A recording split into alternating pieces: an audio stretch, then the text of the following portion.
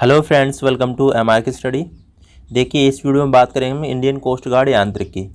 तो आपका एग्जामिनेशन 25 से है ना, 25 से है। ठीक है, आप लोगों के कहने पर भी मैंने वीडियो बनाया है और बहुत ही इंपॉर्टेंट कलेक्शन है ऑल सब्जेक्ट का रिवीजन। तो जो मोस्ट इंपॉर्टेंट रहेंगे, ठीक है, मोस्ट इंपॉर्टेंट रहेंगे वही मैं कराऊंगा, बाकी फालतू की चीज़ नहीं कराने वाला। बाकी आपको देखो 12 वीडियो पूरी देख लेनी है, HURL की एक पूरी वीडियो वो देख लेनी है। ठीक है, तो वहीं से क्वेश्चन आ जाएंगे आपके, बिलीव करो। ठीक है, बाकी यहाँ पे मैकेनिक्स देखेंगे, सोम देखेंगे, फ्लूइड मैकेनिक्स और थर्मोडायनेमिक्स यहाँ से, और जो भी टाइम मिलेगा वैसे हम कवर करते जाएंगे यहाँ पे। ठीक है, तो लास्ट टाइम पे आपको क्या करना है, आप सभी से रिक्वेस्ट है, सबसे पहले तो वीडियो को लाइक कर देना। ठीक है, जिन लोगों ने चैनल को सब्सक्राइब नहीं किया है वो सब्सक्राइब कर लेना, और जिन लोगों ने सब्सक्राइब कर लिया है उन्होंने बेल आइकन को नहीं प्रेस किया है, बेल आइकन को प्रेस कर लीजिए, इससे क्या नोटिफिकेशन आपको मिलती रहेगी। ठीक है, दूसरा क्या है भाई, आप सभी लोग मेहनत करता हूँ मैं आप लोगों के लिए, तो आप शेयर भी कर देना इस वीडियो को। तो लास्ट वीडियो है तो शेयर कर दो, किसी लोगों का भला हो जाए। ठीक है, अच्छी बात होती है किसी को, किसी की सहायता, जैसे मैं आपकी हेल्प कर रहा हूँ तो आप भी तो किसी की हेल्प कर सकते हो। हाँ, चलो तो ठीक है, शुरू करते हैं अब हैं वीडियो को। चलो देखिए, जो क्वेश्चन मैं बता रहा हूँ समझ लेना कि वो छपेगा एक तरीके का। ठीक है, बस ये ध्यान रख लेना। ठीक है, समझ में आ रहा है ना, छपेगा क्वेश्चन, ये समझ लो। जो मैं बता रहा हूँ वो 100% आने के चांस रहेंगे उसके। तो देखो, बैकग्राउंड की थोड़ी सी आवाज़ आए तो परेशान मत होना, क्योंकि देखो यहाँ पे मैं छत पे वीडियो बनाता हूँ, बर्ड्स आ जाती हैं, चिड़िया या फिर कौवे आ जाते हैं, वो परेशान करते हैं बहुत ज़्यादा। ठीक है, तो पढ़ने वाले पढ़ सकते हैं, कोई दिक्कत वाली बात नहीं है। यहाँ पर देखिए, ए लिफ्टिंग मशीन विद इफिशियंसी 60%। चलो भाई देखते हैं भाई। ठीक है, A lifting machine with efficiency 60% and effort 2200 Newton required to rise load 6 Newton. The velocity ratio the machine is। बहुत ही इंपॉर्टेंट है वीडियो ये। ठीक है, और बहुत ही इंपॉर्टेंट क्वेश्चन है ये। ठीक है, तो चलिए इसको देखते हैं कैसे करेंगे, इसको ध्यान से देखना है। ठीक है, देखो भाई, यहाँ पे जो दे रखा है वो क्या दे रखा है, यहाँ पे इफिशियंसी दे रखी है 60%, इफर्ट दे रखा है 200 न्यूटन, लोड दे रखा है 6 किलो न्यूटन, और वी आर देखा है, वेलोसिटी रेशियो आपसे पूछ रहा है। वी आर मतलब होता है वेलोसिटी रेशियो। ठीक है, तो देखो मैं आपको एक फार्मूला बता दे रहा हूँ, और इम्पोर्टेंट फार्मूला है वो। देखो, इफिशियंसी इजकल टू जो होती है वो आउटपुट अपॉन, कोई भी मशीन है, आउटपुट। ठीक है, आउटपुट अपॉन इनपुट होती है। कुछ आउटपुट दे देगा आपको या फिर इनपुट दे देगा, फिर दो चीज़ दे देगा, एक चीज़ पूछ लेगा। ठीक है, इसके बराबर होता है, एफिशिएंसी बराबर होता है आपका MA अपॉन VR।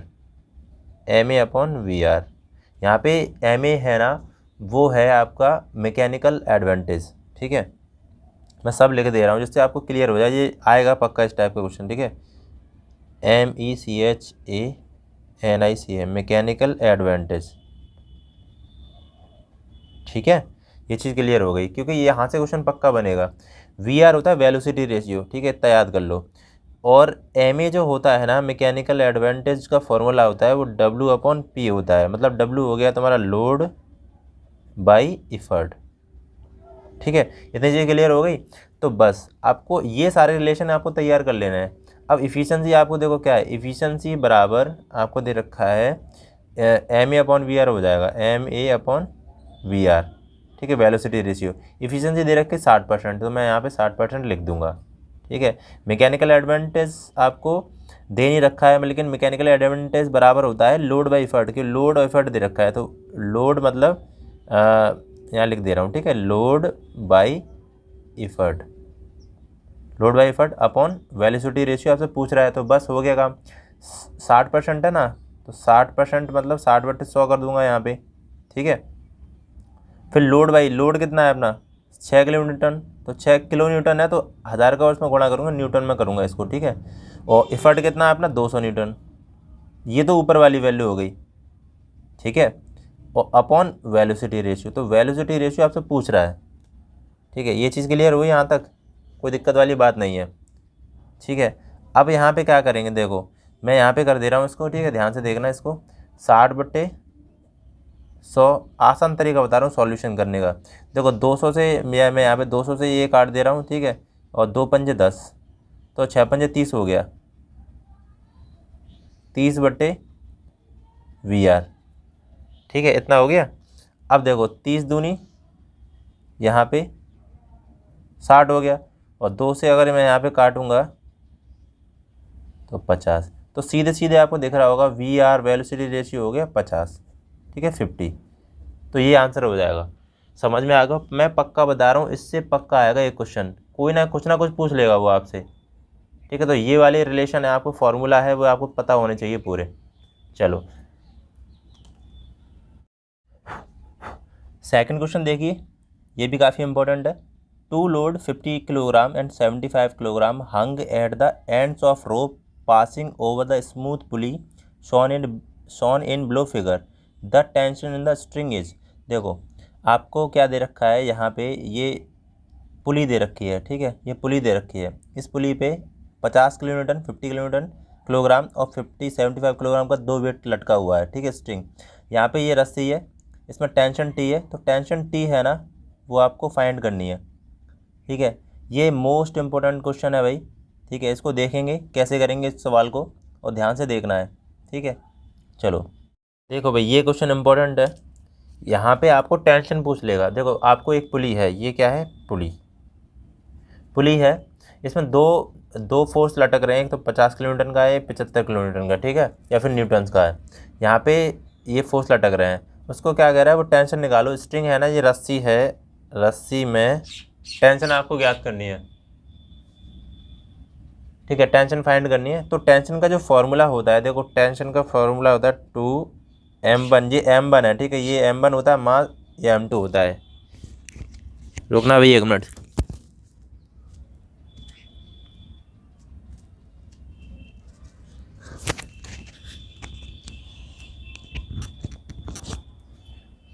देखो ये m1 होता है, ये m2 होता है, तो m1 m2, ठीक है, अपॉन m1 प्लस m2, ठीक है, ये करेंगे। अब यहाँ पे भाई देखो, अगर आपको जी का वैल्यू दे जाए, अब तुमको जी का वैल्यू दे देना, तो यहाँ पे फॉर्मूले में जी लगा दोगे। जी की वैल्यू 9.8 या 10 देगा वो क्वेश्चन में, ठीक है। तो यहाँ पे देखो मैंने क्या किया, 2m1 कितना है हमारा 50 इंटू 75, ठीक है, और 50 और प्लस 75 ये हो गया।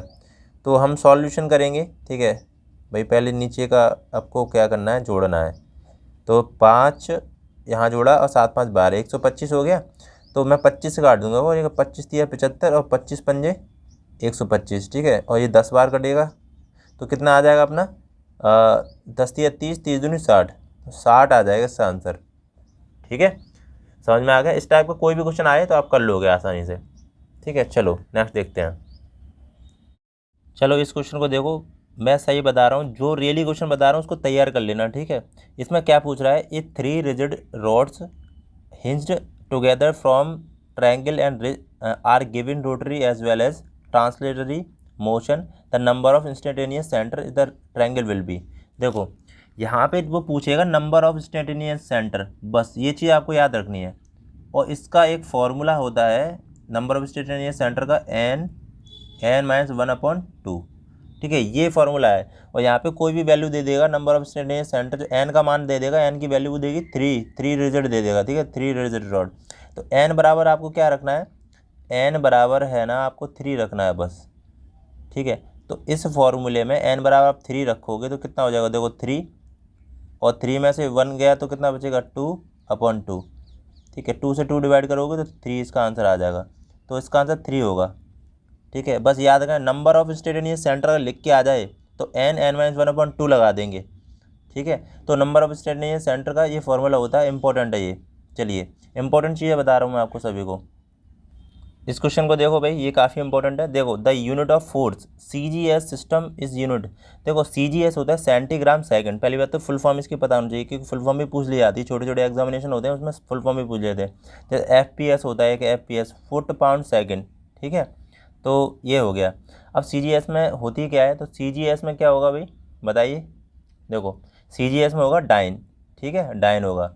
तो सबसे पहले हम देखेंगे SI यूनिट। तो SI यूनिट जो फोर्स की यूनिट होती है, देखो F बराबर तो MA होता है एक तो, ठीक है, MA होता है। और इसका यूनिट पहले पता कर लो, वो यूनिट होता है kilogram metre per second square, या फिर न्यूटन होता है, ठीक है।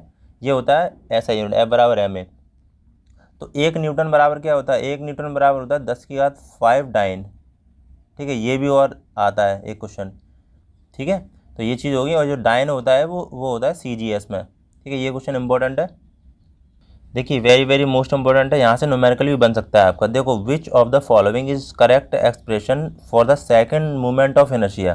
ठीक है, सेकंड मूवमेंट ऑफ इनर्शिया की आपको दे रखा है। देखो मैं ऑप्शन आपको दिखा दूँ, एक तो ये है ऑप्शन, मैं डायरेक्ट आंसर बता दे रहा हूँ, ज़्यादा परेशान होने की जरूरत नहीं है। देखो आई बराबर होता है ए के स्क्वायर। ठीक है, तो मूवमेंट ऑफ इनर्शिया यहाँ से के निकालोगे, के की वैल्यू निकालोगे तो आई अपॉन ए बराबर के स्क्वायर, और के की वैल्यू निकालोगे तो अंडर रूट में आई अपॉन ए हो जाता है। ठीक है, तो इस तरीके से भी दे सकता है और इस तरीके से भी दे सकता है, तो आपको याद रखना है बस। ठीक है, सेकंड मूवमेंट ऑफ इनर्शिया की जो वैल्यू होती है, इस फॉर्मूला होता है आई बराबर ए के स्क्वायर होता है। ठीक है, याद कर लोगे। मोस्ट इंपॉर्टेंट क्वेश्चन है सारे, ठीक है, ध्यान रखना। देखो a body moves from rest with constant acceleration 5 metre per second square, the distance covered in 5 second is. तो डिस्टेंस कवर्ड करवाने के लिए क्या इसका आंसर हो सकता है? देखो u बराबर तो यहाँ पे 0 हो जाता है। ठीक है, फर्स्ट वेलोसिटी, और a बराबर यहाँ पे क्या है 5 मीटर पर सेकंड स्क्वायर। ठीक है, ये a का मान है, एक्सेलरेशन बोलेंगे तो यहाँ पे एक फॉर्मूला लगेगा s बराबर U T plus half A T square. ठीक है, u बराबर तो 0 हो गया, 1/2, और a कितना है 5 है, एंड t कितना है, ठीक है 5 सेकंड, ये गया 5, तो 5 25 हो जाएगा कि नहीं? तो ये तो 0 हो गया, तो कितना आंसर आ जाएगा 125, 125/2 करोगे ये, ठीक है 25 पर 100 तो कितना हो जाएगा 62.5। ठीक है, 62.5 इंच का आंसर हो जाएगा। समझ में आ गया होगा, कोई दिक्कत वाली बात नहीं है। तो ये आंसर इसका हो जाएगा ये वाला। ठीक है, सेकंड 62.5। चलो देखते हैं नेक्स्ट क्वेश्चन। देखो भाई ये क्वेश्चन देखो, वेरी वेरी मोस्ट इंपॉर्टेंट है। The two force 9 newton and 12 newton which acting right angle to each other will have resultant for. ठीक है, तो इसको कैसे करेंगे आप?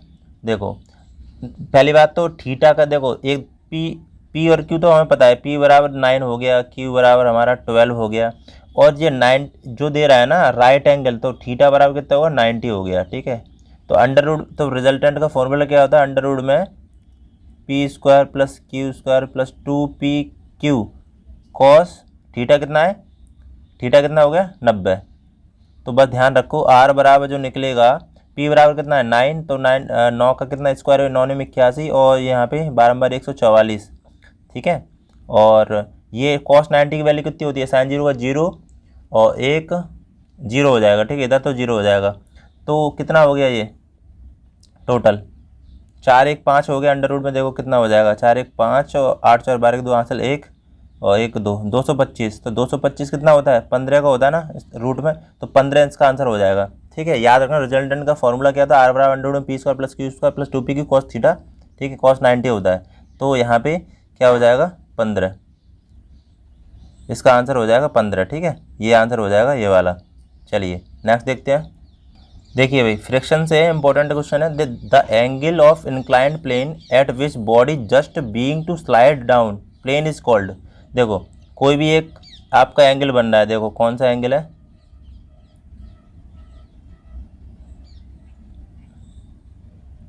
ये वाला एंगल बन रहा है, ये वाला अल्फा।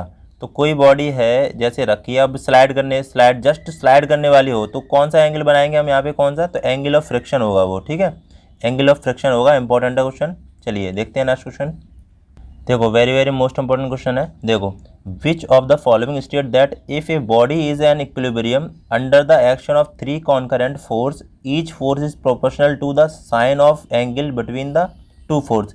तो मैंने बताया था P upon sine alpha is equal to Q upon sine beta is equal to R upon sine gamma. ये बताया था क्या होती है, ये लामिस थ्योरम होती है, लामिस थ्योरम। ठीक है, तो इसका आंसर क्या हो जाएगा, देखो ये हो जाएगा लामिस थ्योरम।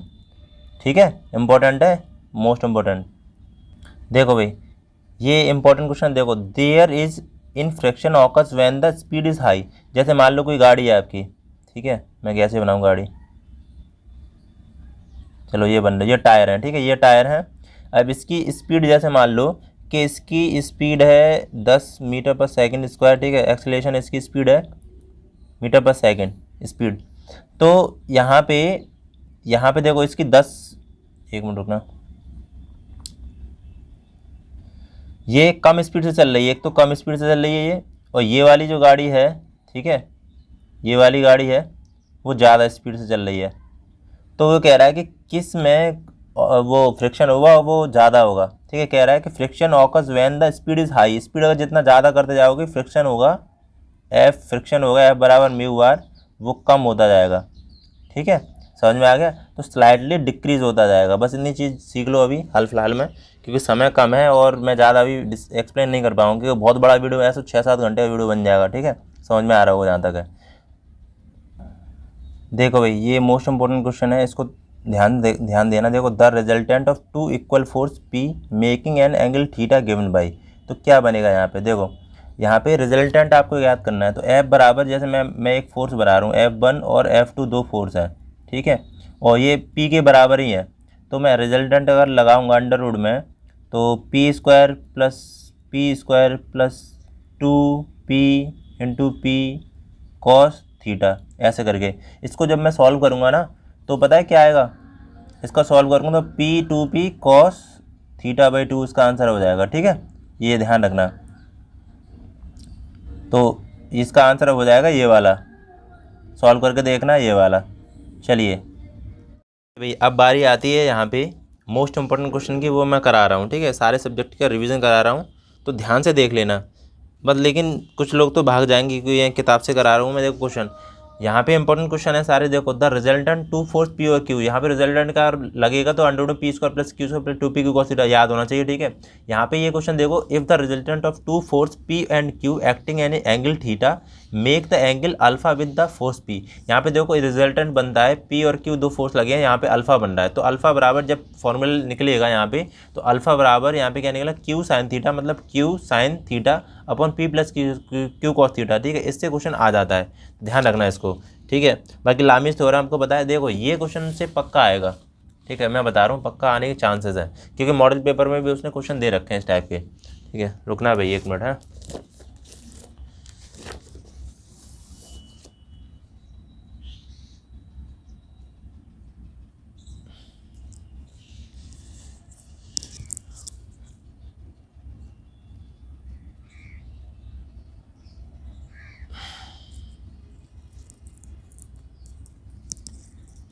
देखो भाई, ध्यान से देखो, यहाँ पे कह रहा है concurrent force are those force whose line of action. Concurrent force होता है जहाँ पे मीट ए पॉइंट, एक ही पॉइंट पे जो फोर्स मिलते हैं, मैंने बताया था। ठीक है, पहले भी बताया था। तो एक ही पॉइंट पे जो फोर्स मिलते हैं उनको कौन करंट फोर्स बोलते हैं। ठीक है, ये आ गया। उसके बाद देखो यहाँ पे देखो, ये कह रहा है the force which meet a one point and their line of action also a line of same plane, तो इसको बोलेंगे कोप्लेनर कौन करंट फोर्स। ठीक है, पक्का आएगा क्वेश्चन, मैं बता रहा हूँ आपको। The force which do not meet a point, मतलब एक ही पॉइंट पे नहीं मिलते हैं, और but their line of action line of same plane, और उनकी लाइन ऑफ एक्शन होती है सेम प्लेन पर होती है, तो इसको कोप्लेनर नॉन कॉनकरेंट फोर्स बोलते हैं। इसको सही है। ठीक है, तो ये आएगा क्वेश्चन। बाकी देखो 34, इसमें से एक पक्का आएगा, क्योंकि उसने मॉडल में हर बार देता है वो। Non coplanar concurrent force are those force which, तो नॉन कोप्लेनर फोर्स क्या होते हैं, meet a one point but their line of action do not lie on the same plane. ठीक है, ये हो गया। तो ये क्वेश्चन बनेंगे यहाँ से। इसके बाद देखो मैं बता दूँ, लामिस थ्योरम हो गया। ठीक है, बस ध्यान से मैं जो बता रहा हूँ वो थोड़ा ध्यान से देखना। ठीक है, ध्यान से देखना भाई। अगर देखो इस वाले क्वेश्चन से आपको अगर पूछ लिया जाए, देखो इस तरीके से, मान लो कि ये वाला क्वेश्चन है। ठीक है, ये देखो, द मूवमेंट ऑफ इनर्शिया 90 वाला question, the movement of inertia rectangular cross section 3 centimetre, wide 3 centimetre है, 4 सेंटीमीटर डीप है।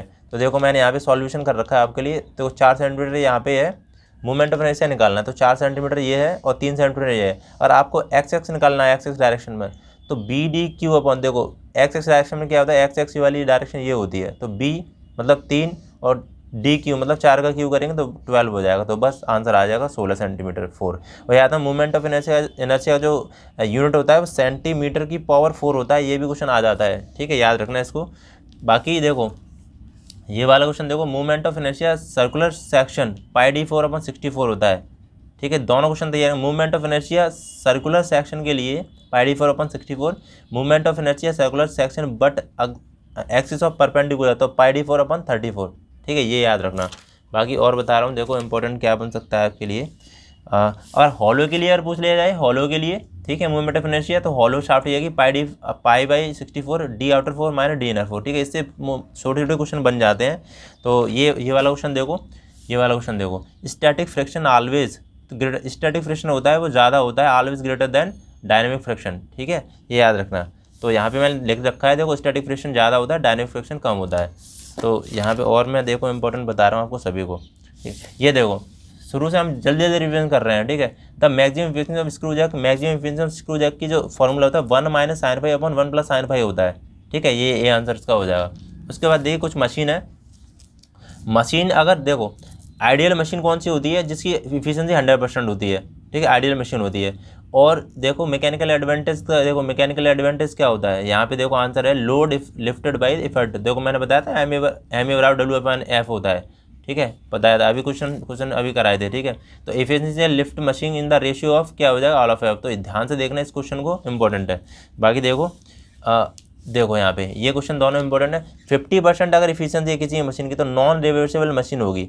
ठीक है, अगर 50% से कम है, देखो ये लिखा है 50% से कम, लेस देन 50%, तो नॉन रिवर्सिबल मशीन होगी।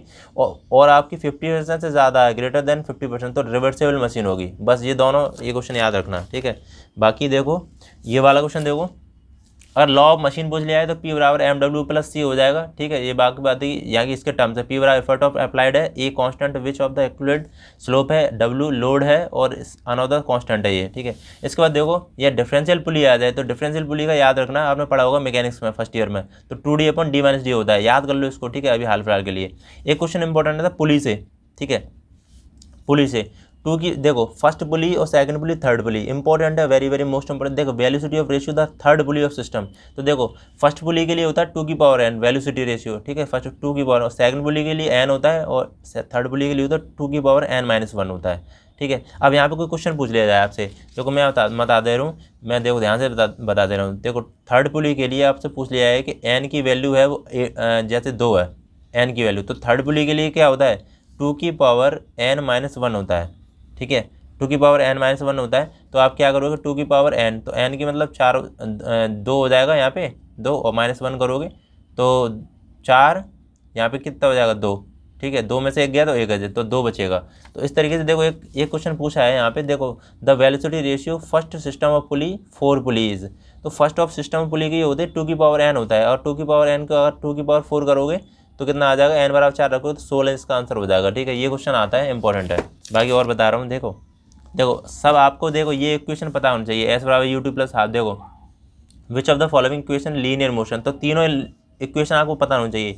V = u + at, S = ut + half at square, और v² u² + 2as। ठीक है, इंपॉर्टेंट है, याद रखना इसको। बाकी देखो हाँ देखो ये क्वेश्चन देखो भाई, the time of flight t, ये इससे पक्का ये क्वेश्चन बन सकता है। ठीक है, चांसेस हो सकते हैं इस बार, क्योंकि थोड़ा सा लेवल ज़्यादा बढ़ाया तो ये वाले क्वेश्चन बन सकते हैं। तो टाइम ऑफ फ्लाइट का फॉर्मूला होता है T = 2u sin θ/g, और हॉरिजॉन्टल रेंज होता है परास होता है, उसका फॉर्मूला होता है R = u² sin 2α/g होता है। ठीक है, और मैक्सिमम हाइट अगर पूछ लिया है आपको, maximum height of the projectile, तो u² sin² α/2g होता है। इसे न्यूमेरिकल भी आ सकता है या फिर डायरेक्ट फॉर्मूला पूछ लिया जाएगा, पक्का आएगा, देख लेना। ठीक है, बताना ज़रूर क्वेश्चन कैसे आए हैं। ठीक है, बाकी यहाँ पे सिंपल पेंडुलम का फॉर्मूला जो होता है वो T = 2π√L/g होता है। ठीक है, ये क्वेश्चन आ सकता है। बाकी और बता रहा हूँ। ठीक है, ये क्वेश्चन देखो इंपॉर्टेंट है तीनों। द यूनिट ऑफ वर्क की जो यूनिट होती है वो जूल होती है, और जूल बराबर होता है 1 Nm। ये मोस्ट इंपॉर्टेंट है। ठीक है, जो मैं बता रहा हूँ 305 मोस्ट इंपॉर्टेंट है। 1 जूल = 1 Nm होता है। वर्क डन सेट टू भी 0, अगर वर्क डन सेट टू होगा 0 होगा तो वर्क क्या होता है, अरे वर्क होता है W = F/s cos θ। ठीक है, अगर यहाँ पे थीटा का मान भी अगर 0 रख दिया जाए, ठीक है, तो पूरा वर्क होगा वो भी 0 हो जाएगा, क्योंकि cos θ cos 90 की 0 मान कितना होता है, 0 होता है ना। ठीक है, तो यहाँ पे 0 हो जाएगा। अगर कोई भी इंसान है, ठीक है, अगर ऐसे ही खड़ा हुआ है, ठीक है, अगर कोई भी कुछ लेके खड़ा हुआ है, वो कह रहा है यहाँ पे वर्क कितना होगा, तो वर्क 0 होगा, क्योंकि वो एस डिस्प्लेसमेंट नहीं हो रहा है। वर्क जब होता है, जब देखो ये है बॉडी रखी है, ठीक है, इस पर मैं फोर्स लगा रहा हूँ और ये चल के यहाँ तक आ जाए, मतलब एस दूरी कवर करे, तो एफ एस कवर करना चाहिए। W = F/s, मतलब फोर्स इंटू डिस्प्लेसमेंट होना चाहिए, तभी वर्क होगा। ठीक है, याद रखो। और किसी भी एंगल पे अगर इसको खींच रहे हैं, ठीक है, थीटा एंगल पे खींच रहे हैं इसको, F फोर्स लगा के, तो F/s cos θ हो जाता है। ठीक है, समझ में आ गया होगा। चलो, और एनर्जी की बात करूँ, देखो एनर्जी देखो तुम्हें पता मुझे हाफ mv² फॉर्मूला होता है और U बराबर mgh होता है। ये काइनेटिक एनर्जी है और ये क्या होगी यहाँ पे पोटेंशियल एनर्जी। दोनों मैंने पिछली बार वीडियो में बताई थी, ठीक है। तो यहाँ तक मैकेनिक्स का जो कवर हो गया, ठीक है। मैकेनिक्स का इंपॉर्टेंट जो भी मैंने बताया था वो इम्पोर्टेंट है यहाँ पे, ठीक है, याद रखना इसको। चलो देखिए भाई, साफ दिख रहा होगा यहाँ पे मोस्ट इंपॉर्टेंट कॉन्सेप्ट बता रहा हूँ, ठीक है। एक में ध्यान रखना, most important concept, important concept है। देखो अगर रेजिस्टेंस की बात करी जाए, जैसे मान लो कि एक पॉइंट यहाँ से लेके रेजिस्टेंस की बात कर रहा हूँ मैं, ठीक है। ध्यान रखना यहाँ पे R1 है, यहाँ पे R2 है। ये रेजिस्टेंस के केस में बात कर रहा हूँ, ठीक है। यहाँ पे लिख रहा हूँ RIGISTANC। अब फिजिक्स भी है ना, तो फिर रेजिस्टेंस आप देख लो एक बार। रेजिस्टेंस की बात कर रहा हूँ तो यहाँ पे मैं सीरीज़ की बात कर रहा हूँ। ये केस में यहाँ लिख दे रहा हूँ, ठीक है, ध्यान रखना। SERIES सीरीज़ के केस में, ठीक है। एक होता है सीरीज़ के केस में, एक दूसरा होता है पैरेलल, PARALL पैरेलल, ठीक है। ये श्रेणी हो गया हिंदी में और ये हो गया समांतर।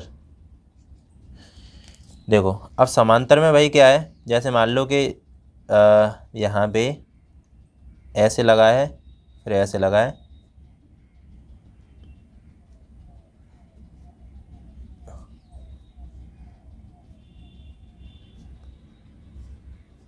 ठीक है। इस तरीके हो गया, R1 हो गया, यहाँ पे R2 R3, यहाँ पे R4, ठीक है। ये याद रख लो।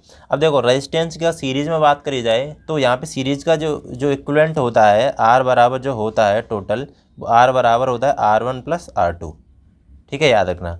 इस केस में क्या करेंगे, इस केस में अगर आपको अगर 3 रेजिस्टेंस दिए हैं, जैसे मान लो कि R1 R2 ये दे रखा है, ठीक है, दो रेजिस्टेंस दे रखे हैं, तो इसमें जो इक्विवेलेंट होगा 1/R बराबर, ठीक है, याद रखना 1/R बराबर 1/R1 + 1/R2 होता है, ठीक है। अगर 2 रेजिस्टेंस दे रखे हैं आपको, तो यहाँ पे जब R की वैल्यू आप निकालोगे तो कैसे निकालोगे, देखो 1/R बराबर, यहाँ पे एलसीएम लोगे इन दोनों का R1 और R2, और ऊपर क्या हो जाएगा R1 + R2, ठीक है। जब R की वैल्यू जब निकालोगे यहाँ पे तो क्या हो जाएगा, देखो R की वैल्यू जब निकालोगे तो इधर ये पहुँच जाएगा, नीचे आ जाएगा, तो R1 R2 upon R1 + R2, ठीक है। ये इन केस ऑफ रेजिस्टेंस की बात कर रहा हूँ मैं, ठीक है, समझ में आ गया होगा। अब यहीं पे अगर मैं बात करूँ, अब इसका ही उल्टा होता है इन दैट, उसमें क्या कहते हैं स्प्रिंग में। तो स्प्रिंग का आपको क्वेश्चन देखने को मिलेगा, देखो मैं यहाँ पे ही करा दे रहा हूँ, ठीक है। In case of spring, in case of spring, यहाँ पे स्प्रिंग के केस में बात करूँगा मैं सीरीज़ में, ठीक है। यहीं पे दोनों क्लियर हो जाएंगे कॉन्सेप्ट। देखो ध्यान से देखना, मैं सीरीज़ में करा रहा हूँ। देखो अगर सीरीज़ में स्प्रिंग अगर जुड़ी हुई है, तो सीरीज़ में अगर स्प्रिंग जुड़ी हुई है, सीरीज़ में मतलब इस तरीके से स्प्रिंग जुड़ी होती है, तो इसका जो होता है ना वो इक्विवेलेंट होता है R बराबर 2 स्प्रिंग है, जैसे R1 और R2 है, ठीक है। यहाँ पे स्प्रिंग K1 होता है, ठीक है, K1 K2 होती है, स्टिफनेस होती है यहाँ पे K, तो 1/K, यहाँ पे 1/K बराबर 1/K1 + 1/K2, ठीक है। ये इस तरीके से निकालते हैं। तो K1 के 1/K इक्विवेलेंट निकालेंगे K, तो देखो K1 और K2, ठीक है, ये हो जाएगा अपना LCM, और यहाँ पे ऊपर हो जाएगा K1 + K2। तो यहाँ पे जो निकलेगा ना इक्विवेलेंट, वो K बराबर क्या निकलेगा, ये इधर पहुँच जाएगा, तो इधर नीचे, ओके। तो K1 K2 upon K1 + K2, ठीक है। ये हो जाएगा इम्पोर्टेंट, मोस्ट इम्पोर्टेंट है भाई, ठीक है, मैं बता दे रहा हूँ। ये सीरीज़ के केस में है, ठीक है। ये पूछेगा सीरीज़ के केस में, जैसे 2 स्प्रिंग जुड़ी हुई हैं, ठीक है, तो उसका जो इक्विवेलेंट होता है कितना होता है, तो K1 K2 upon K1 + K2 होता है, ठीक है। और अगर मैं पैरेलल की बात करूँ, स्प्रिंग पैरेलल, पैरेलल की स्प्रिंग की बात करूँ, ठीक है, 2 समांतर में जुड़ी हैं, तो वहाँ पे K बराबर K1 + K2 हो जाएगा।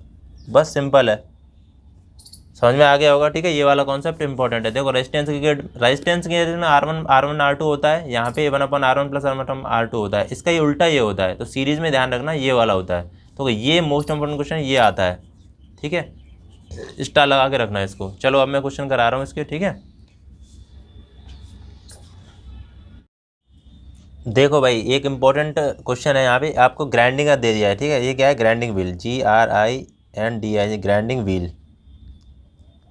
इस तरीके का आपका क्वेश्चन आए, ठीक है, जैसे A48 48 L7 V25, तो इसका मतलब क्या होता है, देखो 1 2 3 4 5 6, आपको सबसे पहले 6 वो आपको डिजिट काउंट करने हैं, ठीक है, और इसका हर एक का मतलब होता है अलग अलग, ठीक है। मैंने ग्राइंडिंग का एक वीडियो बताया था, मैंने ग्राइंडिंग का वीडियो देख लेना, मैंने कम्युनिटी में भी डाला था, पूरा डिटेल में बताया था अच्छी तरीके से, अब देख लेना उसको, ठीक है, वहाँ से क्वेश्चन पक्का बनेगा, 2 क्वेश्चन। तो देखो ए का मतलब होता है एब्रेसिव, ठीक है, पहले अक्षर का मतलब होता है एब्रेसिव, पहले जो डिजिट लिखा है उसका एब्रेसिव होता है। ये ग्रिड साइज होते हैं, ये होता है ग्रेड साइज, ये होता है स्ट्रक्चर होता है, ये होता है बॉन्ड, ठीक है। तो एब्रेसिव ग्रेड स्ट्रक्चर बॉन्ड, ठीक है, यही होता है। और ये 25 होता है, वो कंपनी का नंबर होता है कुछ भी, ठीक है। तो ये क्वेश्चन इंपॉर्टेंट है, पक्का आ सकता है, ठीक है। देखो फ्लूइड मैकेनिक्स का टाइप है ये, फ्लूइड मैकेनिक्स का, ठीक है। हाइड्रोमीटर होता है वो डेंसिटी को, हाइड्रोमीटर होता है रिलेटिव डेंसिटी को मेजरमेंट करता है हाइड्रोमीटर। हाइग्रोमीटर होता है वो ह्यूमिडिटी को मेजरमेंट करता है, ठीक है, ह्यूमिडिटी को। उसके बाद ऑरफिस मीटर आता है, ऑरफिस मीटर किसको करता है, रेट ऑफ फ्लो को, तो या फिर डिस्चार्ज बोलते हैं इसको, ठीक है। उसके बाद देखो पिटोट ट्यूब आती है, उसको वेलोसिटी को मेजरमेंट करता है। रोटामीटर जो आता है वो रेट ऑफ फ्लो को करता है, रेट ऑफ फ्लो मतलब डिस्चार्ज ही होता है। करंट मीटर आता है उसको, वो किससे, इससे क्या होता है, वेलोसिटी ऑफ ओपन चैनल, याद रखना वेलोसिटी चेक करते हैं ओपन चैनल में, ठीक है। बैंड मीटर होता है, बैंड मीटर मतलब रेट ऑफ फ्लो मतलब या फिर डिस्चार्ज, रेट ऑफ फ्लो को डिस्चार्ज बोलते हैं। हॉट वायर एनोमीटर होता है, उससे क्या चेक करते हैं, वेलोसिटी ऑफ गैस एयर, ठीक है, वेलोसिटी किस में करते हैं, एयर एंड गैस में करते हैं हॉट वायर एनोमीटर। चलो देखते हैं नेक्स्ट। देखो इस तरीके का आपके पास क्वेश्चन आ जाए, ठीक है, ये वाला क्वेश्चन देखो 50H7G6, ठीक है, इस तरीके का क्वेश्चन आ जाए तो इसका मतलब क्या होता है, देखो 50 का मतलब होगा बेसिक साइज, ठीक है, दिख रहा होगा ना साफ, 50 का मतलब होगा बेसिक साइज। H का मतलब यहाँ पे जो हो गया वो होगा फंडामेंटल डाइवेशन होल, ठीक है। G का मतलब यहाँ पे क्या है, G का मतलब है फंडामेंटल डाइवेशन शाफ्ट, ठीक है। यहाँ पे 7 का मतलब क्या हो गया, यहाँ पे जो 7 लिखा हुआ है उसका मतलब है टोलरेंस जोन होल, ठीक है, या फिर IT ग्रेड फॉर होल बोलते हैं। बहुत आवाज़ दे रहे हैं ये पक्षी, ठीक। उसके बाद 6 देखिए, 6 का मतलब हो गया यहाँ पे tolerance zone of shaft, IT grade for shaft, ठीक है। तो याद रखना इंपॉर्टेंट है, देख लो भाई, ठीक है। थोड़ा बर्ड्स की आवाज़ आ रही होगी, कोई दिक्कत वाली बात नहीं है, ठीक है। यहाँ पे थोड़ा सा संयम रखो आप। देखो लोअर पेयर होता है एक, लोअर पेयर को क्या बोलते हैं, when the two element of pair have a surface contact, ठीक है, सरफेस कॉन्टैक्ट बनाएंगे तो लोअर पेयर हो गया। जैसे टर्निंग पेयर होता है या फिर स्क्रू पेयर होता है, ठीक है, तो इसको लोअर पेयर बोलेंगे। हायर पेयर क्या होता है, when the two element of pair line और point contact when relative motion like place. तो पॉइंट कॉन्टैक्ट, जैसे मान लो ये पेन है, ठीक है, ये पेन है, तो ये इसका पॉइंट का जो ये पेन जो पॉइंट दिख रहा होगा ना आपको, ये इससे मैं अगर इस टच कर रहा हूँ तो ये पॉइंट कॉन्टैक्ट बना रहा है, ठीक है। तो जैसे मान लो तो कैम एंड फॉलोवर होता है यहाँ पे, तो ये क्या बनाते हैं, पॉइंट कॉन्टैक्ट बनाते हैं। तो पॉइंट कॉन्टैक्ट के जो एग्जाम्पल है वो देखो, गियर होता है, बेल्ट एंड रोप ड्राइव होता है, ठीक है, बॉल एंड रोलर बियरिंग होते हैं, और कैम एंड फॉलोवर होते हैं। तो हायर पेयर में आते हैं ये, ठीक है, याद रखना इसको। बाकी देखो और इम्पोर्टेंट बात बता दूं, यहाँ पे देखो, यहाँ पे COP की बात अगर फॉर्मूला आ जाए, यहाँ पे COP कोफिशिएंट ऑफ परफॉर्मेंस होता है COP, ठीक है, और इसका मतलब होता है desire effect upon work input, ठीक है। W डिजायर इफेक्ट अलग अलग होता है, रेफ्रिजरेटर के लिए Q2 रखते हैं, हीट पंप के लिए Q1 रखते हैं, ठीक है। तो याद रखना desire effect upon work input, okay. तो रेफ्रिजरेटर के लिए मतलब फॉर्मूला क्या होगा, COP का वो होगा Q2 अपॉन W, और W क्या होता है, Q1 माइनस Q2 होता है, तो Q2 upon Q1 minus Q2 हो जाएगा यहाँ पे रेफ्रिजरेटर के केस में। हीट पंप के लिए क्या हो जाएगा, Q1 अपॉन W, तो यह होगा Q1 upon Q1 minus Q2 हो जाएगा। ये वेरी मोस्ट इंपॉर्टेंट फार्मूला है, याद रखना इसको। COP heat pump is equal to 1 plus COP refrigerator is equal to 1 upon efficiency of heat engine, ठीक है। तीनों में से कुछ भी दे दे, आपको रिलेशन निकाल लेना है, ठीक है, समझ में आ गया होगा जहाँ तक है।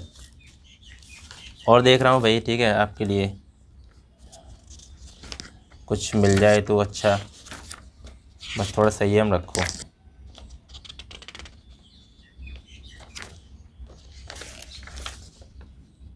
फ्लूइड से जो इम्पोर्टेंट टॉपिक है वो मैं आपको डायरेक्ट करवा रहा हूँ, ठीक है। यहाँ पे देख लो, ये वेंचुरीमीटर है, ठीक है, ये इसका थ्रॉट होता है, ये कन्वर्जिंग पाइप होता है, कन्वर्जिंग होता है, ठीक है, ये डाइवर्जिंग पाइप होता है। तो इसका जो एंगल होता है डाइवर्जिंग पाइप का वो 5 से लेकर 7 डिग्री होता है। ये क्वेश्चन पूछा जाता है, जो क्वेश्चन पूछा जाता है वो मैं बता दे रहा हूँ, ठीक है। इसकी कन्वर्जेंट की जो लंबाई होती है, ठीक है, वो 2.5D होता है, मतलब D इसका डायमीटर है जैसे, तो 2.5D ये होगा। ये डाइवर्जेंट पाइप की होगी 7.5D, ठीक है। अगर ये डायमीटर D है तो इसका मतलब 7.5D होगा डाइवर्जेंट पाइप, ठीक है, और D/3 होगा इसका थ्रॉट, ठीक है, याद रखना। यहाँ पे वेलोसिटी अगर बढ़ेगी तो प्रेशर कम होगा, इसमें अगर फ्लूइड बहेगा, वेलोसिटी बढ़ेगी तो प्रेशर कम होता है, ठीक है, ये इंपॉर्टेंट है रिलेशन। उसके बाद देखो यहाँ पे ये चीज़ क्लियर हो गई, कोई दिक्कत वाली बात नहीं है, यहाँ सीधे सीधे क्वेश्चन पूछ लिया जाता है। तो यहाँ पे देखो एंगल ऑफ कन्वर्जेंट होता है, मैंने बताया 15 से 25, तो यहाँ पे जो कन्वर्जेंट पाइप का होता है 15 से 25 होता है। उसके बाद देखिए डाइवर्जेंट का कितना होता है, 5 से लेकर 7 डिग्री सेल्सियस, वो सॉरी डिग्री होता है, सेल्सियस नहीं। तो length of convergent pipe less than, तो यहाँ पे देखो इसकी जो लंबाई होती है कन्वेंट पाइप की वो होती है इसकी ज़्यादा होती है, ठीक है, इसकी ज़्यादा होती है, इसकी कम होती है। तो सीधे सीधे आता है कि length of convergent pipe is less than length of divergent pipe, ठीक है, LC is less than LD। तो डिस्चार्ज होता है इसका वेंचुरी मीटर का, वो होता है CD A1 A2 upon Underwood में A1 square minus A2 square होता है, अंडरवुड में 2GH होता है, ठीक है। और जो वेंचुरी मीटर जो करता है वो डिस्चार्ज मेजरमेंट करता है। डिस्चार्ज मतलब यार रेट ऑफ फ्लो करते हैं, ठीक है, कोई सी भी डायरेक्शन में कर सकता है, ये याद रखना, ठीक है। तो ये क्वेश्चन इंपॉर्टेंट था, वो मैंने आपको बता दिया है। यहाँ से क्या बता दूँ आपको, यहाँ से एक चीज़ मैं बता रहा हूँ, रेनॉल्ड्स नंबर जो होता है वो इनर्शिया अपॉन विस्कस फोर्स होती है, ठीक है। रेनॉल्ड्स नंबर का जो फॉर्मूला होता है रो VD अपॉन म्यू होता है, ठीक है। इसको हम चेंज करेंगे, जब V बराबर म्यू अपॉन रो रखेंगे तो म्यू बराबर V अपॉन रो हो जाएगा, V इंटू रो हो जाएगा। तो यहाँ पे ये वाला फॉर्मूला निकलता है R Reynolds number VD upon V, ठीक है। यहाँ पे सारी वैल्यू लिखी है, डेंसिटी होता है, V होता है वेलोसिटी ऑफ फ्लूइड, D होता है डायमीटर एंड म्यू होता है डायनेमिक विस्कोसिटी एंड V होता है काइनेमेटिक विस्कोसिटी। सिर्फ रिवीजन करा रहा हूँ मैं, ठीक है, यहाँ पे पढ़ा नहीं रहा हूँ आपको अभी। तो यहाँ पे देखो रेनॉल्ड्स नंबर 2 से अगर कम हो, रेनॉल्ड्स नंबर लेस देन 2000 से कम है तो लैमिनार फ्लो होगा, और रेनॉल्ड्स नंबर का मान अगर 4000 से अधिक है तो टर्बुलेंट फ्लो होगा, और रेनॉल्ड्स नंबर 2000 से 4000 के बीच में है, ठीक है, उसको ट्रांजिशन फ्लो बोलते हैं, ठीक है। ये याद रखना, इंपॉर्टेंट है, याद रखना, ठीक है। और रेनॉल्ड्स नंबर का मान रखना inertia force upon viscous force, ठीक है। कोई बैकग्राउंड की आवाज़ आए तो परेशान मत होना, बार बार कह रहा हूँ मैं, ठीक है। यहाँ पे देखो ये जो फ्लूइड मैथ्स का कुछ इंपॉर्टेंट नोट्स है वो थोड़ा देख लो डायरेक्ट, ठीक है। क्वेश्चन नहीं देखना, क्वेश्चन से कुछ मतलब नहीं है, सीधे सीधे देख लो, मैं बता रहा हूँ, सीधे सीधे पूछ लिया। देखो चैप्टर 1 यहाँ पे फ्लूइड मैथ्स में फ्लूइड प्रॉपर्टी इंपॉर्टेंट है यहाँ पे। तो फ्लूइड प्रॉपर्टी होती है, सबसे पहले डेंसिटी होती है, डेंसिटी मतलब मास अपॉन वॉल्यूम होता है, और डेंसिटी का फॉर्मूला होता है M/V, इसका यूनिट होता है K अपॉन मीटर क्यूब, या इसकी वो यहाँ पे जिसका वो होता है क्या बोलते हैं ML-3 होता है, ठीक है, डायमेंशन होती है ML-3। तो वाटर के केस में छोटा छोटा लिखा है, ठीक है, मैं इसको जूम करके बता रहा हूँ। वाटर के केस में जो डेंसिटी होती है 1000 किलोग्राम पर मीटर की होती है। Hg मतलब पारा के केस में होती है 13600 किलोग्राम पर मीटर की होता है। एयर के केस में होता है 1.2 किलोग्राम पर मीटर की। ऑयल के केस में होता है 700 से 800, ठीक है। ऑयल के केस में जो डेंसिटी होती है वो कम होती है, वाटर की डेंसिटी ज़्यादा होती है, ठीक है। तो यहाँ पे लिखी है density of solid density of is greater than and liquid and gas. तो सबसे ज़्यादा इसमें, फिर उसके बाद इसमें, फिर उसके बाद, तो सबसे ज़्यादा फिर कम, ठीक है, याद रखना। उसके बाद देखो इफेक्ट ऑफ टेम्परेचर, अगर डेंसिटी पर टेम्परेचर का इफेक्ट पड़ेगा तो T अगर टेम्परेचर बढ़ाएंगे तो डेंसिटी यहाँ पे कम होगी, वॉल्यूम बढ़ेगा, ठीक है। यहाँ पे प्रेशर की बात करूँगा, प्रेशर बढ़ाएंगे तो डेंसिटी ज़्यादा होगी, वॉल्यूम कम होगा। ये कॉन्सेप्ट है, यहाँ पे समय नहीं है मेरे पास, ठीक है, तो इसलिए मैं बता नहीं पा रहा हूँ आपको सही तरीके, तो डिटेल में बताता। यहाँ पे देखो स्पेसिफिक वेट होता है, स्पेसिफिक वेट का जो फॉर्मूला होता है weight of liquid upon weight of volume of liquid होता है, मतलब W/V, ठीक है। न्यूटन पर मीटर की होता है इसका वो निकलेगा अपना क्या कहते हैं डायमेंशन ML-2 T-2 होता है। तो W बराबर रोजी होगा यहाँ पे, ठीक है। स्पेसिफिक ग्रेविटी का फॉर्मूला होता है density of any fluid upon density of some standard fluid, ठीक है। तो डेंसिटी ऑफ फ्लूइड की यहाँ से अगर हम निकालेंगे ये वाला यहाँ से, तो ये वाला मल्टीप्लाई इसमें जाएगा, तो S इंटू, ठीक है, S इंटू 1000। तो density of some standard fluid होता है वो 1000 होता है। तो सीधे सीधे आपको ये इसमें क्या कहते हैं न्यूमेरिकल में इसका यूज़ हो जाता है, ठीक है। स्पेसिफिक ग्रेविटी जो Hg के केस में होती है 13.6 होती है, वाटर के केस में होती है 1, याद रखना, वाटर के केस में 1 होती है, इंपॉर्टेंट ये आता है। स्पेसिफिक वॉल्यूम क्या होता है V/M होता है, वॉल्यूम अपॉन मास मतलब मीटर के ऊपर किलोग्राम, और इसका यूनिट होता है ये, ठीक है, और V बराबर 1/ρ होता है। हाइड्रोमीटर होता है स्पेसिफिक ग्रेविटी को मेजरमेंट करता है, हाइग्रोमीटर होता है वो ह्यूमिडिटी को मेजरमेंट करता है। रिलेटिव डेंसिटी होती है density of fluid 1 upon density of fluid 2, मतलब रेशियो ऑफ 2 डिफरेंट फ्लूइड के लिए, ओके। कंप्रेसिबिलिटी का अगर फॉर्मूला आ जाए तो ये हो गया आपका बीटा बराबर कंप्रेसिबिलिटी होती है 1/K होता है, या फिर बीटा बराबर ये होती है ability to compress it reciprocal to bulk modulus. तो बीटा बराबर मास की dV/V/dP, ठीक है, ये हो गया। बाकी और देखो कंप्रेसिबिलिटी जो डिपेंड्स होती है वो मैक नंबर पे होती है, मैक नंबर बराबर होता है वेलोसिटी ऑफ ऑब्जेक्ट और वेलोसिटी ऑफ साउंड होता है। तो M बराबर V/C होती है, C बराबर यहाँ पे क्या होगा वेलोसिटी ऑफ साउंड, तो C बराबर अंडरवुड में K/ρ, ठीक है। यहाँ पे देखो अगर मैक नंबर का मान अगर 1 से कम है तो सबसोनिक, 1 के बराबर है तो सोनिक फ्लो होता है, 1 से लेकर 6 के बीच में सुपरसोनिक फ्लो, 1 और 6 से ज़्यादा हो गया तो हाइपरसोनिक फ्लो हो गया, ठीक है। ये कुछ इंपॉर्टेंट है, बाकी है तो बहुत सारा डेटा मेरे पास, लेकिन समय थोड़ा सा कम है। देखो ये वाला question 1 tour equal to 1 mm/Hg होता है, टोर की जो प्रेशर की यूनिट होती है, याद रखना, ठीक है। यहाँ पे एब्सोल्यूट प्रेशर होता है वो gauge pressure plus ATM pressure होता है, और गेज प्रेशर यहाँ से आप निकालोगे तो ये एब्सोल्यूट प्रेशर माइनस PATM, तो डायरेक्ट ये वाला भी आने लगा है अब, ठीक है। तो ये याद रखना, इससे न्यूमेरिकल बन जाता है, ठीक है, न्यूमेरिकल बन जाता है इससे। बाकी और देखो ये पूछे Reynolds number, fraud number, Euler number, weber number, Mach number, ठीक है, सब में इनर्शिया फोर्स ऊपर आएगा। देखो inertia force, inertia force, inertia force, inertia force, सब में बट्टे में क्या क्या आएगा वो आपको याद रखना है, ठीक है। अगर मैं आपको एक ट्रिक बता दूं, ठीक है, थोड़ा अगर तुम थोड़ा भरोसा रखो तो मैं ट्रिक बता दूँ इसको। ट्रिक कुछ नहीं है, देखो RV, FG, WS, EP, ME, मैंने ऐसे याद कर लिया, RV, FG, WS, EP, ME ऐसे याद कर लिया। तो R मतलब रेनॉल्ड्स नंबर हो गया, ठीक है, यहाँ पे देखो R मतलब रेनॉल्ड्स नंबर हो गया, F मतलब फ्रॉड नंबर हो गया, W मतलब वेबर नंबर हो गया, E मतलब यूलर नंबर हो गया, M मतलब मैक नंबर हो गया, ठीक है।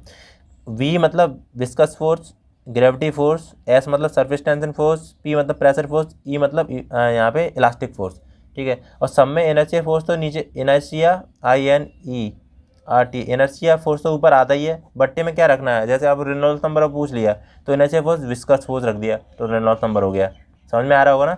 फ्रॉड नंबर अगर पूछ लिया है तो इनर्शिया फोर्स तो सब में ऊपर आएगा, तो यहाँ पे ग्रेविटी फोर्स हो गया फ्रॉड नंबर में। वेबर्स नंबर में inertia force upon surface tension force, S मतलब सरफेस टेंशन फोर्स, तो याद करना है इसको, ठीक है। यूलर नंबर पूछ लिया है तो inertia force upon pressure force, ठीक है। मैक नंबर पूछ लिया है तो इनर्शिया फोर्स, वो inertia force upon elastic force, तो देखो सब लिखा हुआ है इसमें, ठीक है। Reynolds number, inertia force upon viscous force, तो सब स्क्रीनशॉट ले लो, याद कर लेना इसको, ठीक है। देखो डायरेक्ट क्वेश्चन देखने हैं आपको, ठीक है। यहाँ देखो डिफॉर्मेशन पर यूनिट लेंथ होता है वो स्ट्रेन होती है, डेल्टा एल अपॉन एल होता है, नो यूनिट होती है, इसकी यूनिट नहीं होती है, ठीक है, याद रखना डिफॉर्मेशन यूनिट। और यहाँ पे स्ट्रेस की यूनिट होती है, वो क्या होती है, यहाँ पे ये सब है, ठीक है। न्यूटन पर mm स्क्वायर भी होता है, किलोमीटर पर mm स्क्वायर भी होता है, न्यूटन पर mm स्क्वायर, तो ऑल ऑफ इसका आंसर हो जाएगा, ठीक है। याद रखना strain is equal to the delta L upon L, तो ये हो गया। बाकी देखो 9वां क्वेश्चन देखो, which of the following is proper sequence, तो प्रोपोर्शनल लिमिट होती है, फिर इलास्टिक लिमिट आती है, फिर यील्डिंग आता है, फिर फ्रैक्चर आता है। Hooke's law very very most important, Hooke's law सीधे सीधे पूछ लिया जाता है, तो यहाँ पे ये होता है क्या, इलास्टिक लिमिट होता है, ठीक है। Hooke's law holds good up to, तो इलास्टिक लिमिट इंपॉर्टेंट है। E बराबर E इंटू ई होता है, E होता है यहाँ पे यंग मॉडुलस, ठीक है, E और यहाँ पे सिग्मा होता है स्ट्रेस, ठीक है, ये हो गया। यहाँ पे देखो the ratio of linear stress the linear strain, तो ये हो गया आपका मॉडुलस ऑफ इलास्टिसिटी, ठीक है। और G होता है आपका सीयर स्ट्रेस, वो होता है मॉडल ऑफ रिजिडिटी होता है, तो टाउ अपॉन फाइव होता है, टाउ क्या होता है सीयर स्ट्रेस और फाइव होता है सीयर स्ट्रेन। देखो 13वां क्वेश्चन देखो, the unit of modulus of elasticity same as those of, तो unit of modulus of elasticity होता है सेम होता है, देखो इंपॉर्टेंट है। यहाँ पे देखो स्ट्रेस, प्रेशर और modulus of rigidity very very most important है। यहाँ पे यूनिट होता है जो मॉडुलस ऑफ इलास्टिसिटी का, वो सेम होता है एज कम्पेयर स्ट्रेस, प्रेशर और ये सबकी यूनिट एक ही होते हैं, ठीक है। अब देखो ठीक है, ओके। स्टील के लिए जो यंग मॉडुलस का वैल्यू होता है वो 210 किलोमीटर पर mm स्क्वायर होता है, ठीक है, याद रखना इसको स्टील के लिए। और यंग मॉडुलस हो गया हमारा अपना, क्लियर हो गया यंग मॉडुलस, ठीक है, ओके। यहाँ पे जो इंपॉर्टेंट क्वेश्चन है वही बता रहा हूँ, ठीक है, ध्यान रखना। पॉइजन रेशियो देखो, पॉइजन रेशियो m से डिनोट करते हैं, 1 म्यू से डिनोट करते हैं पॉइजन रेशियो, और इक्वल टू 1/m, ये होता है ना। यहाँ पे पॉइजन रेशियो स्टील की बात करूँ 0.23 से लेकर 0.27 तक होता है, इंपॉर्टेंट ये आता है। पॉइजन रेशियो कास्ट आयरन की बात करूँ तो 0.25 से लेकर 0.33 होता है, 0.25 से लेकर 0.33, ठीक है, ये हो गया। बाकी देखो ये क्वेश्चन पक्का आते हैं, तो इस क्वेश्चन को मैं बता दे रहा हूँ। देखो the relation between young modulus E and bulk modulus, तो K बराबर 3m/3m-2, तो ये आया कैसे, देखो ये 4 रिलेशन मैं आपको बता दूँ, ठीक है, ध्यान से देखना। ये रिलेशन से तुम्हारे क्वेश्चन पक्का बनेंगे। यहाँ पे देखो बल्क मॉडुलस E बराबर 3 के 1/2 म्यू, और म्यू का मान 1/m रखोगे तो यहाँ से निकल लेगा, ठीक है, यहाँ से निकाल लेना। E बराबर 2G 1+ म्यू होता है, और यहाँ से देखो ये वाला जो K है, K वाला वैल्यू यहाँ से आप निकाल सकते हो इस वाली जगह पे, जब 1/m रख दोगे तो K का वैल्यू निकालोगे तो K बराबर me/3m-2 निकल जाएगा। तो ये सॉल्यूशन करके देखो आप, और यहाँ पे देखो E बराबर 2G 1+ म्यू, इसका आप सॉल्यूशन करोगे तो G बराबर C होता है, ठीक है, क्या होता है मैंने यहाँ पे लिखा नहीं है, ठीक है, ओके, ये लिखा है देखो G बराबर C n model of rigidity, इसको G से भी डिनोट करते हैं, C से भी डिनोट करते हैं, N से भी डिनोट करते हैं मॉडल ऑफ रिजिडिटी को, ठीक है। तो यहाँ पे C भी रखोगे G की जगह पे तो भी C बराबर me/2m+1 भी आ जाएगा, तो इस तरीके से भी क्वेश्चन आता है। और एक भी होता है E बराबर 9kg/3k+C होता है, C बराबर G, ठीक है, 9, इसका सॉल्यूशन करोगे तो ये वाला क्वेश्चन भी बन जाता है, 9/E बराबर 1/k + 3/G, ठीक है, तो ये क्वेश्चन बन गई, ठीक है। और बता रहा हूँ, देखो मैं रिवीजन करा रहा हूँ, मुझे नहीं पता आपको क्लियर हो रहा है या नहीं हो रहा है कुछ भी, ठीक है। यहाँ पे देखो क्वेश्चन क्या है, देखो ये the relation between E shear model C and bulk model, तो सीधे सीधे पूछ लिया 9 kg अपन 3k + c, ठीक है, सी की जगह पे जी भी दे सकता है। तो यहाँ पे देखो देखो ये क्या कह रहा है कि अगर if the modulus of elasticity for the given material twice, ठीक है, ई बराबर 2c दे रखे अगर इसने, तो modulus of rigidity then bulk modulus is equal to, तो ई बराबर 9 kg अपन 3k + c में ई बराबर 2c रख देना, बस आपका आंसर आ जाएगा 2c/3, ठीक है, बस सीधे बता दिया, सॉल्यूशन करके देखना भाई, ठीक है। ये क्वेश्चन आएगा, देखो the young modulus of material 125 GPa and Poisson ratio आपको दे रखा है, मॉडुलस ऑफ रिजिडिटी पूछ रहा है, तो ई बराबर 2g 1 + म्यू लगा दोगे इसमें आंसर, तो 50 GPa इसका आंसर आएगा। सॉल्यूशन करके देखना, ठीक है। यंग मॉडुलस का जो वैल्यू ई बराबर है आपको 125 GPa और म्यू की वैल्यू दे रखी है आपको 0.25, सॉल्यूशन करना और आपको निकालना है जी का मान, ठीक है, यहाँ से जी का मान निकालना है। ओके, अब यहाँ पे देखो जो फॉर्मूले, जो इंपॉर्टेंट चीज़ है वही बता रहा हूँ, ठीक है, ज़्यादा समय नहीं है। The strain energy stored in a body when a load is gradually applied, तो यहाँ पे जो फॉर्मूला लगेगा σ² V/2E लगेगा, ठीक है। Strain energy stored in body gradually applied, ठीक है, याद रखना इसको। बाकी ये देखो एक क्वेश्चन ये, strain energy stored in body shear stress की अगर लगेगा तो τ² 2c/2v लगेगा, τ² 2c/v, ठीक है, ये हो गया।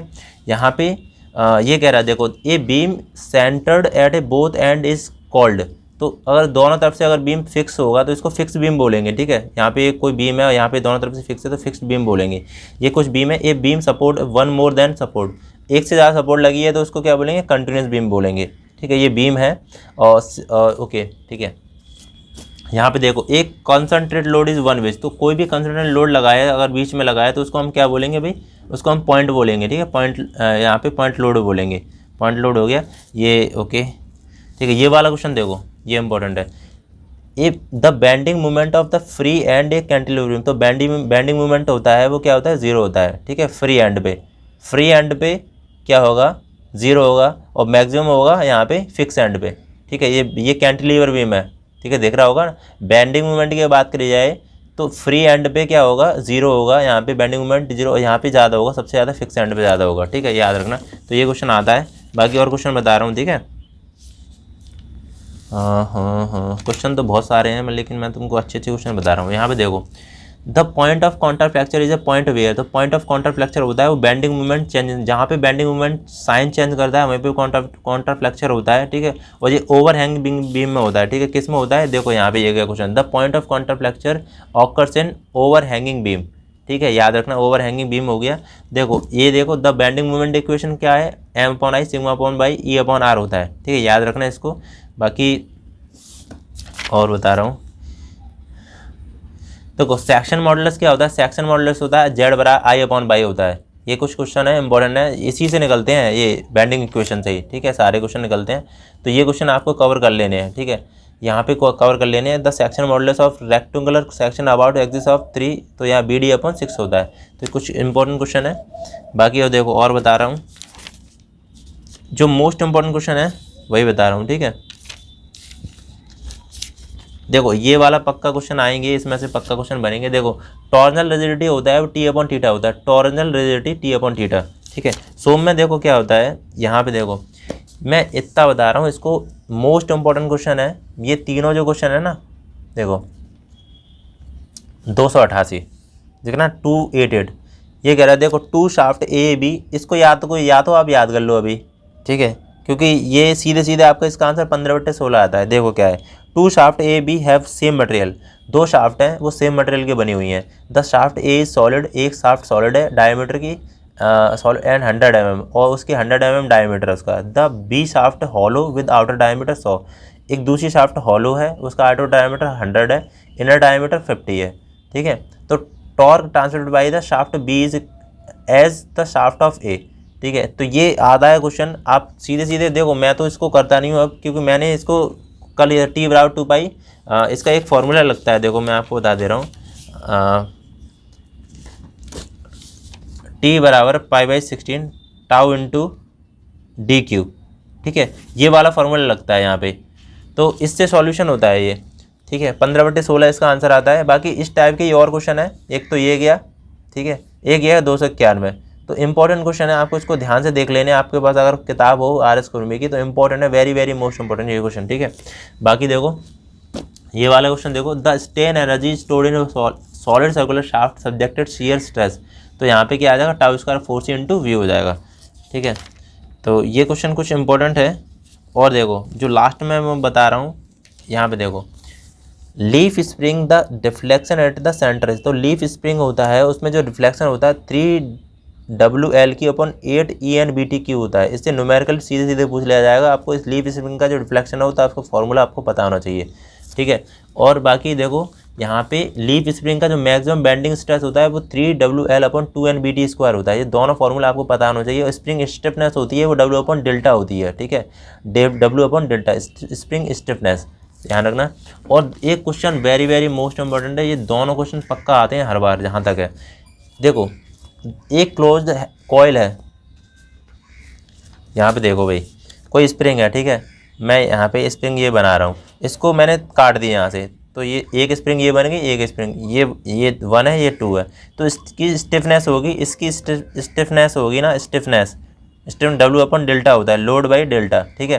डेल्टा मतलब इफर्ट होता है, डिफ्लेक्शन, ठीक है, डेल्टा क्या होता है, डिफ्लेक्शन होता है, डिफ्लेक्शन, ठीक है, और लोड होता है। तो यहाँ पे जिसकी जो स्टिफनेस होगी ना, वो जिसको स्प्रिंग को जब तोड़ोगे 2 पार्ट में डिवाइड हो जाएगी, तो इसकी स्टिफनेस हो जाएगी वो डिफरेंट हो जाएगी, ठीक है, इसकी अलग अलग हो जाएगी, डिफरेंट हो जाएगी, इसकी अलग होगी और इसकी अलग होगी। तो यही क्वेश्चन आता है, देखो एक close coil helical spring cut into 2 halves, the stiff of resultant spring will be, तो क्या हो जाएगा, डबल हो जाएगी, ठीक है, दोनों की अलग अलग होकर डबल हो जाएगी।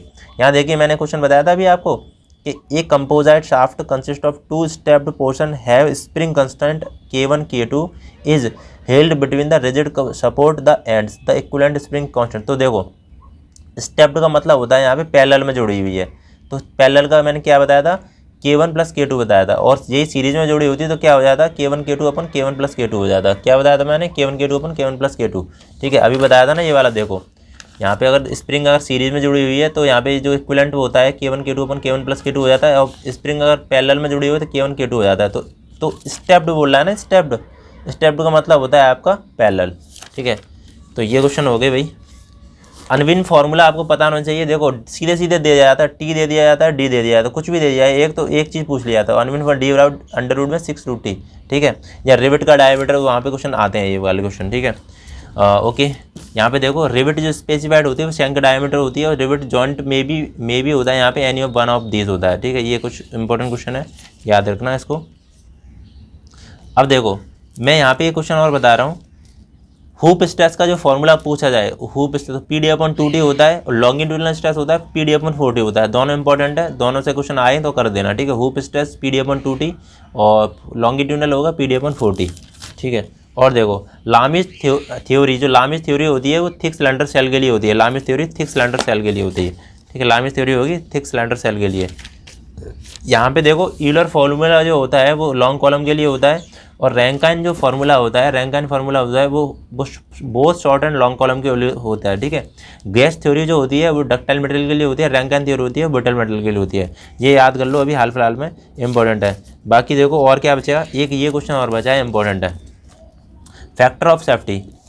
Factor of safety define as the ratio. तो फैक्टर ऑफ सेफ्टी होता है वो ultimate stress to working stress होता है, ultimate stress and working stress होता है, ठीक है, याद रखना। और factor of safety is always more than unity, एक से ज़्यादा होता है फैक्टर ऑफ सेफ्टी, ठीक है। तो ये क्वेश्चन कुछ बन गए हैं इससे, और मैं कुछ देख ले रहा हूँ जो आपको लगे कि हाँ थोड़ा सा आ जाए कुछ, क्योंकि यहाँ पे थोड़ा सा ज़्यादा हो जाता है ना।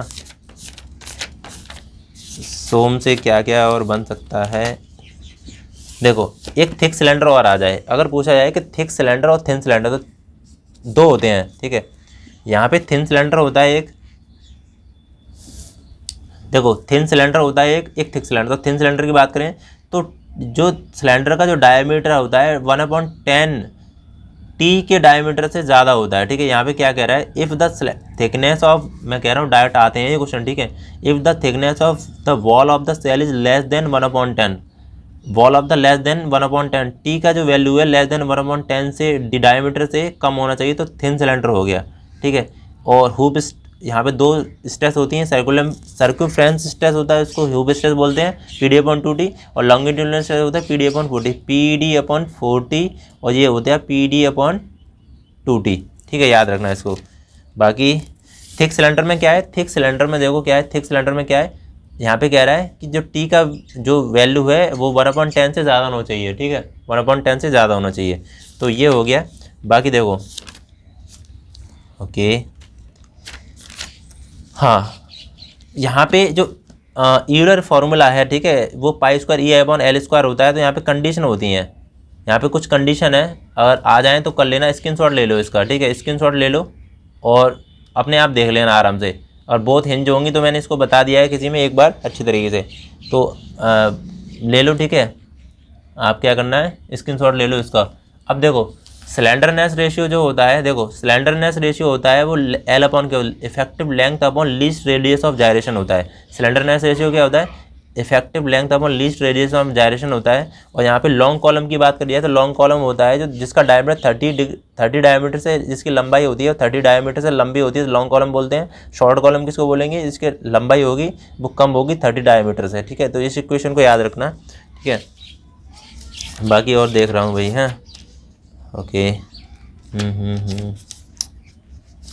हाँ, ये जो फॉर्मूला है इंपॉर्टेंट, देखो maximum torque of power transmission, तो पावर ट्रांसमिशन का जो फॉर्मूला है π/16 τ/dq, इससे ही होता है वो। ठीक है, क्वेश्चन होता है।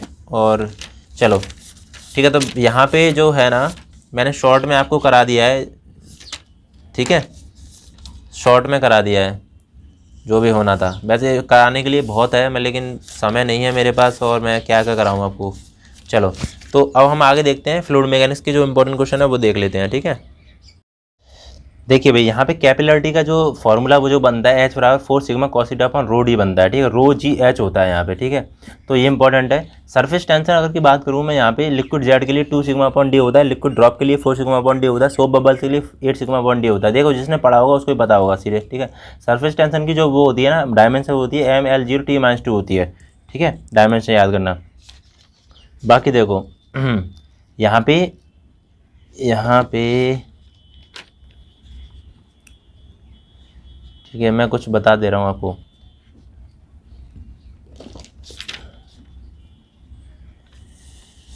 बर्नौली इक्वेशन आपको पता होना चाहिए, Z = V²/2G P/ρ =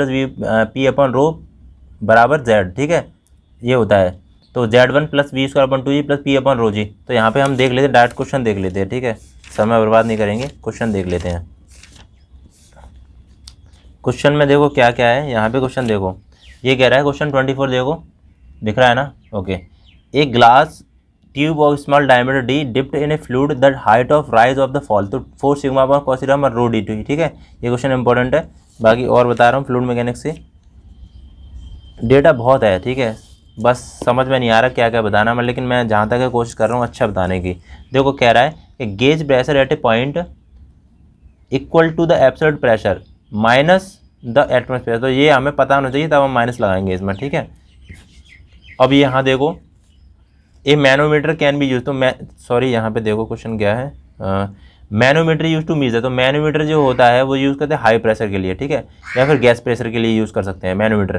ठीक है, और यहाँ पे पीजोमीटर जो होता है, ठीक है, पीजोमीटर हो गया वो उसको मॉडरेट प्रेशर मेजरमेंट करने के लिए होता है। ठीक है, पीजोमीटर। ये हो गया क्वेश्चन, ओके। यहाँ पे देखो ये क्वेश्चन देखो सीधे यहाँ देखो भाई, ये 3 क्वेश्चन, दो क्वेश्चन देख के आने हैं आपको। ठीक है, ये 92, 93, 94 इंपॉर्टेंट क्वेश्चन है। देखो सीधे ये कह रहा है इफ़ बॉडी फ्लोटिंग, दिख रहा है ना, if body floating a liquid does not return back to its original position and heels further away from a given small angular displacement, the body of said to be in neutral equilibrium, तो हम क्या बोलेंगे, unstable equilibrium बोलेंगे। ठीक है, इसको फिर कह रहा है if body floating in liquid occupies a new position and remains at a rest, new position आ जाएगी तो न्यूट्रल बोलेंगे। ठीक है, फिर कह रहा है new position when given a small angular displacement the body said to be a neutral.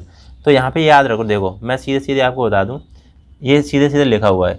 अगर G आपका M और B से, M मतलब मेटा सेंटर है और ये B है सेंटर ऑफ बायंसी। ठीक है, तो जी अगर मेटा सेंटर ऑफ बायोसिस से ऊपर है, ठीक है, सॉरी नीचे है, बिलो मतलब नीचे है, तो हमारा स्टेबल इक्विलिब्रियम बनेगा, ठीक है, याद कर लो।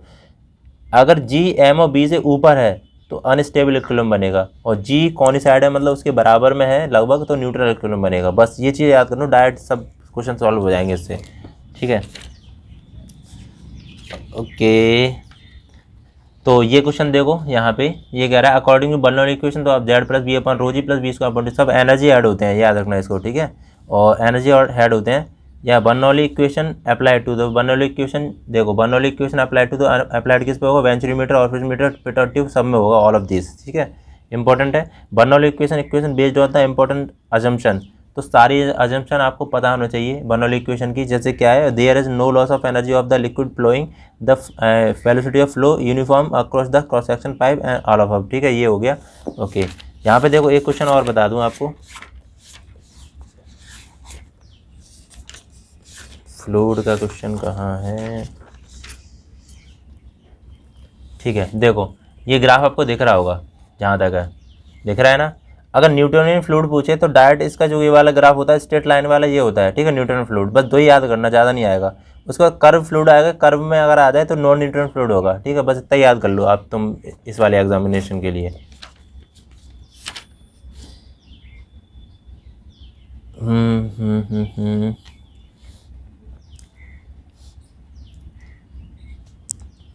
देखो ये क्वेश्चन देखो,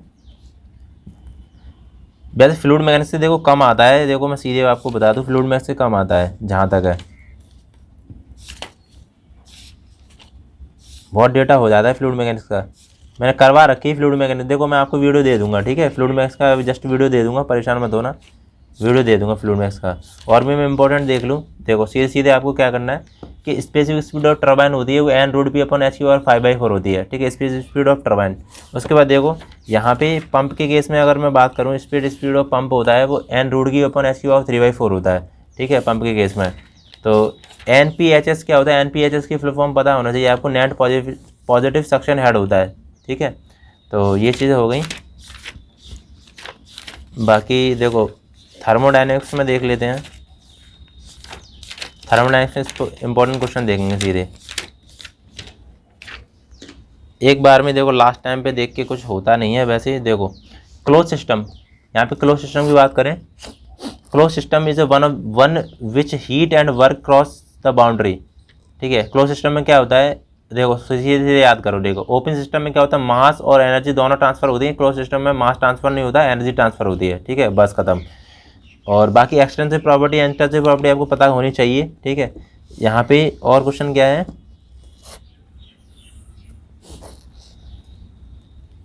फर्स्ट लॉ ऑफ थर्मोडायनेमिक्स किसको डील करता है, कंजर्वेशन ऑफ एनर्जी को।